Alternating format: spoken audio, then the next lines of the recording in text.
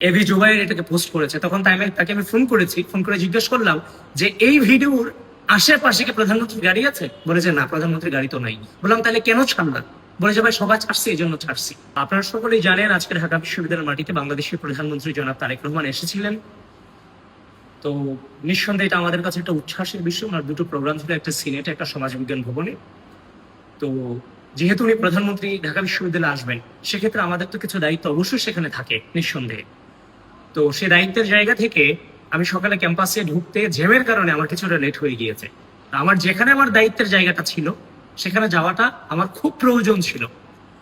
তো আমি দেখতে পেলাম একটা ভিডিও কেন্দ্রিক বিভিন্ন ভোট বাহিনী এটা নিয়ে বিভিন্ন ধরনের নেগেটিভ ছড়ানোর চেষ্টা করে যাচ্ছে যে প্রধানমন্ত্রীর গাড়ি পিছনে আমি দৌড়াচ্ছি। আসলে সেখানে কোনো প্রধানমন্ত্রীর গাড়ি ছিল না।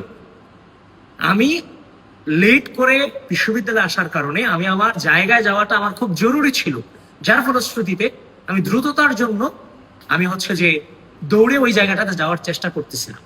যখন সাংবাদিক এটা ভিডিও করে আমার চোখে আসছিল, তখন আমি ওনাকে ডেকে নিয়ে বলছি যে আমার কাজ আছে, এই জন্য আমি দৌড়ে সামনে যাচ্ছি, আপনি ভিডিওটা করেন না, এটা থেকে দূরে থাকে। পরে দেখলাম সেই সাংবাদিকই সেই ভিডিও ছেড়ে দিছে বিভিন্ন নেগেটিভ দিয়ে যে আমি দৌড়াচ্ছি। একটু আগে দেখলাম যে জাকসুর সময়ের সাথে সাথে দেখা দেয় নিত্য নতুন প্রয়োজন। রেডি থাকতে হয় প্রতি মুহূর্ত। তাই এলো ইনোভার, যেন আপনি লাইফে থাকেন রেডি প্রতিদিন। ইনোভার, designed for now. A B Zubair এটাকে পোস্ট করেছে, তখন তাকে আমি ফোন করেছি, ফোন করে জিজ্ঞেস করলাম যে এই ভিডিওর আশেপাশে কি প্রধানমন্ত্রীর গাড়ি আছে? বলে যে না, প্রধানমন্ত্রীর গাড়ি তো নাই। বললাম তাহলে কেন ছাড়লাম? বলে যে ভাই সবাই ছাড়ছে, এই জন্য ছাড়ছি। তখন তাকে যখন আমি বললাম, সে দুঃখ প্রকাশ করে ভিডিওটা ডিলিট করেছে। তাকে আমি ধন্যবাদ জানাই। তো এভাবে শিবিরের টপ টু বটম থেকে শুরু করে যত পেজ আছে, রাজনৈতিকভাবে মোকাবেলা করতে ব্যর্থ হয়ে বিভিন্ন ধরনের এই পোস্টগুলোকে যে আমাদের এই কার্যক্রমগুলোকে বিভিন্নভাবে বিভিন্ন পেজে নেগেটিভ ছড়িয়ে আমাদের ট্রল করার অপচেষ্টা করে যাচ্ছে।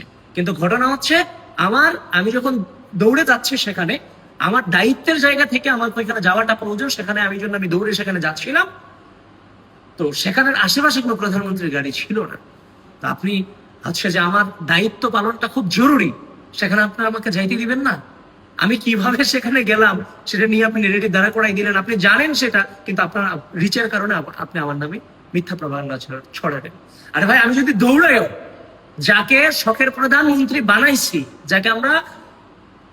যার জন্য আমরা চেষ্টা করেছি, যিনি বাংলাদেশের প্রধানমন্ত্রী হবে, আমরা আমাদের রাজনীতির জীবনে এটা স্বপ্ন দেখেছি, আমাদের স্বপ্ন পূরণ হয়েছে। আমরা যদি দৌড়াই তাহলে প্রধানমন্ত্রীর গাড়ির পিছনে দৌড়াই, আমরা তো কোনো যে রিক্সার পিছনে দৌড়াই না।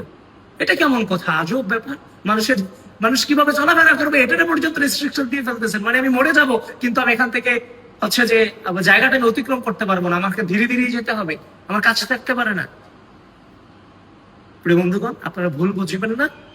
এই বট বাহিনীর যে অপপ্রচারে গা ভাসাবেন না।